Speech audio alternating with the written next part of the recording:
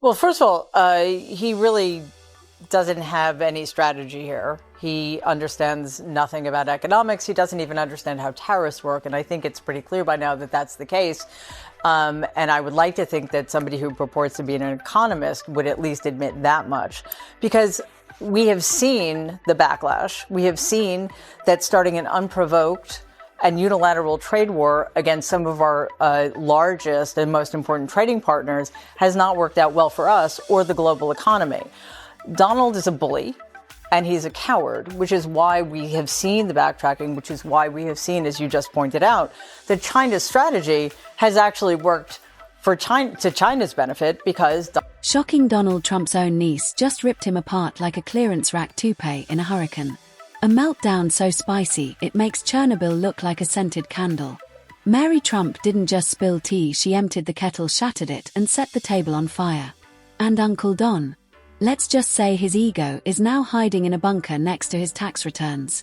Buckle up. This family feud makes Thanksgiving look like a UFC fight, and Mary is the referee and champion rolled into one. In your new book, the trouble with Donald had started long before he entered school. At home, he tormented his little brother Robert, a year and a half younger, and seemed to have nothing but disdain for everybody else, including and perhaps especially his mother. The kids in the neighborhood alternately despised and feared him. He had a reputation for being a thin-skinned bully who beat up on younger kids, but ran home in a fit of rage as soon as somebody stood up to him. I mean, it's fascinating to hear that description of a little boy and seeing the man. That is one of the most damning and dangerous things about Donald Trump, and that is the thing that one of the things that makes him most unfit. He's never evolved from that. That's still who he is. Donald Trump just got torched by someone who shares his last name. And unfortunately for him, a slice of his DNA. Yep, his niece Mary Trump is dragging her uncle like a Kardashian drags lawsuits. If poetic justice had a mascot, it would be Mary waving a psychology degree in one hand and his latest indictment in the other. Turns out family therapy hits harder when it's televised. Read. Mary Trump is the niece of President Donald Trump, a clinical psychologist, author of Too Much and Never Enough, How My Family Created the World's Most Dangerous Man. She describes Donald Trump as a sociopath who grew up in a dysfunctional family that fostered his greed and cruelty, which he is now inflicting on the world. Trump getting roasted isn't rare, it's basically a weekly tradition. But getting bodied by his own niece. That's not a roast, that's a family barbecue. And Donald showed up with gasoline thinking it was barbecue sauce. Spoiler, he got smoked. And the smell. Pure ego going up in flames. Reasons he turned to his next oldest son, Donald, who had no skills, no requisite skills to be an entrepreneur or to expand the business the way my grandfather intended. However, he did have a bunch of defense mechanisms that he had used to protect himself from his, quite frankly, bleak early years on the planet, that my grandfather found very useful. Donald's bullying, his grandiose sense of himself. It's almost impressive. The man built his brand on being untouchable and very stable. Enter Mary Trump, PhD in psychology, carving through that paper-thin ego like it owes her child support. She didn't bring a butter knife, she brought a chainsaw of receipts, insight, and the calm rage only a family survivor could wield. Donald's stability collapsed faster than a Trump casino. Deal, because why should they? I think the best thing for the rest of the world to do, especially given the fact that Donald's ridiculous and ultimately dangerous tariffs are going potentially to create a global recession if we aren't careful. There is literally no reason to work with the United States right now, and we see China exploiting the vacuum that we've left, and we see other countries willing to stand their ground and get to the point where the United States becomes isolated economically, which will be terrible for us. The self-proclaimed genius now finds himself dismantled by someone who actually teaches geniuses how to spot narcissists in the wild. She didn't need to study long. Donald Trump tweeted his symptoms in all caps daily for 4 years. His meltdown.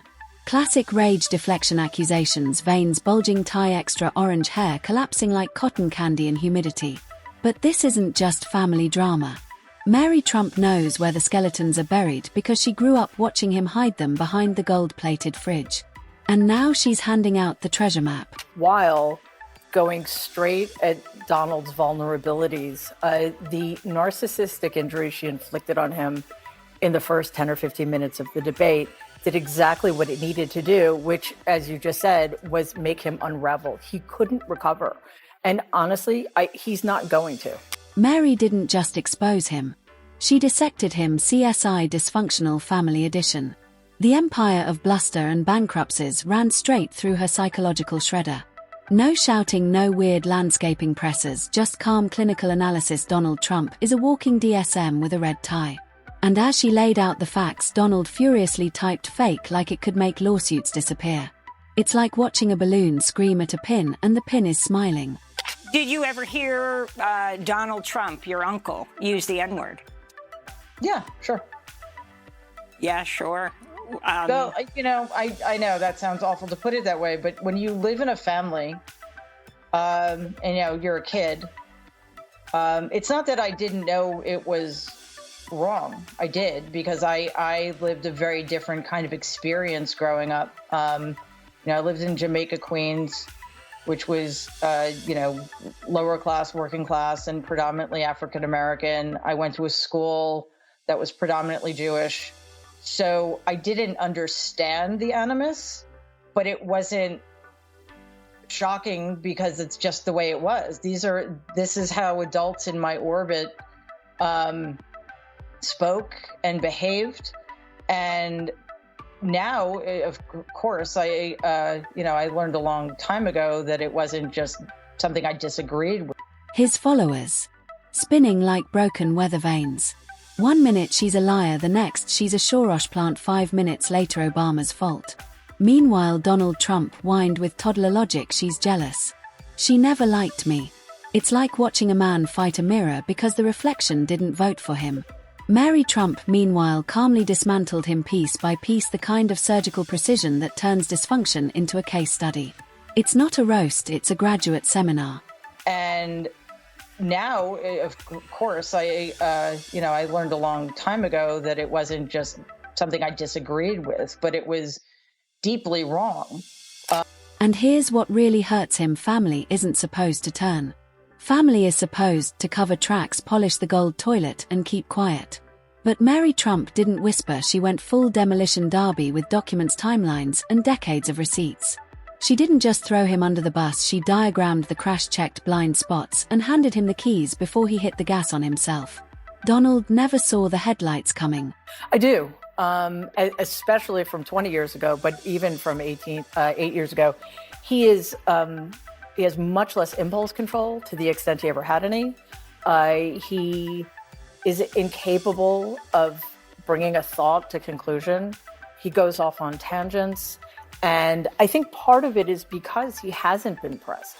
He hasn't been challenged. And he's gotten away with so much. This is a man who spent his entire life pushing the envelope to see what he can get away with. And as soon as he realizes nobody's going to stop him. Her takedown was part roast, part psychological autopsy, part family reunion gone horribly right. And Donald Trump's response: a grammatically questionable tantrum typed like he was choking on a filet-o-fish. His usual tricks, nicknames, bluster, TV swagger collapsed. You can't gaslight someone who kept the receipts and double majored in your dysfunction. For once, crooked wasn't a nickname, it was the diagnosis. First of all, he's going to do anything in his power to make sure that doesn't happen. And we already see he's cheating already, by telling people that it isn't safe to vote by mail in the middle of a pandemic, by telling people that if Joe Biden wins, it will have been rigged. That's cheating, because he's using the power of the Oval Office to get that message across. Of course, the base tried dismissing her with memes, rage, and Hillary's emails. But it's hard to discredit a clinical psychologist with the calm of someone who survived family group chats with narcissists. Mary Trump didn't scream into the void, she organized it, labeled it, and handed the world a manual how to survive a relative who thinks they're a golden god. And the best part: the case study signed its own confession. That his father was born in Germany. Can you understand why? It's really fascinating what Donald gets wrong sometimes. It's difficult on occasion to know if he's doing it on purpose or not. So that confuses me. He used to say that he was Swedish. When asked what his ethnicity was, he would say Swedish because, the excuse given was that they worked with a lot of Jewish people, and he didn't want to offend them by admitting to his German roots. This saga proves the family's so-called black sheep is the only one with headlights. Mary Trump cut through the fog of denial and exposed the fragile empire built on loans, lies, and ego. Donald tried it all: legal threats. I barely know her personal jabs hilarious from the guy who once yelled at cranberry sauce for not looking patriotic enough. Watching him unravel is like watching a raccoon operate a microwave, banging, squealing, and eventually fire. And the fire alarm. Mary Trump herself was essentially absent for almost a year. She had suffered very severe postpartum issues after my Uncle Robert was born that had gone undetected for so long that they were life-threatening. And that was the first major experience that shaped Donald. He experienced her absence as an abandonment. And my grandfather, who was a straight-up sociopath, was incapable and unwilling to fulfill the caregiver role. So Donald was very lonely and very frightened at an extremely crucial developmental period. So, he was never able to make up the deficits that occurred at that time. And here's the sting: Mary Trump isn't chasing fame.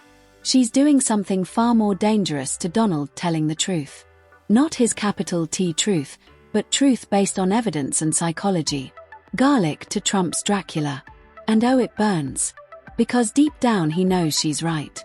And worse, so does everyone else. I hope that more media outlets allow us to hear what Donald's actually saying instead of taking it upon themselves to quote unquote translate him.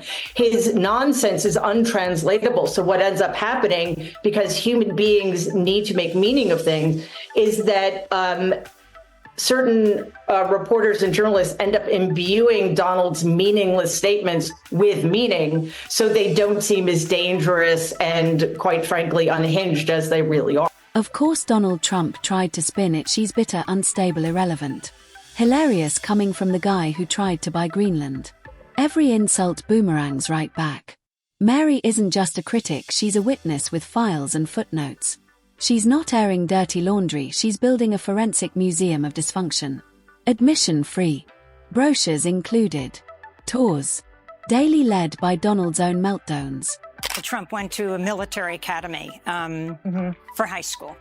Explain why he went there. I guess it would have been, middle school, I guess. His behavior started to become increasingly belligerent and uncontrollable. So, and it wasn't just at home, it was at school as well. He went to a small school in Forest Hills, which is actually the same school I attended when I was a kid. And my grandfather was on the board of trustees at that school. So I think on the one hand, my grandfather found it annoying that his son was creating problems in a school that he was associated with. In the end, Trump getting wrecked by his own niece isn't just poetic justice, it's structural collapse under its own delusions. Mary Trump didn't need a megaphone. Just truth receipts and a microphone. Donald's brand was built on family loyalty and inflated self-worth. And when your own blood says enough, that's the deepest cut of all. Turns out the family crest is less golden eagle, more screaming canary in a collapsing mine.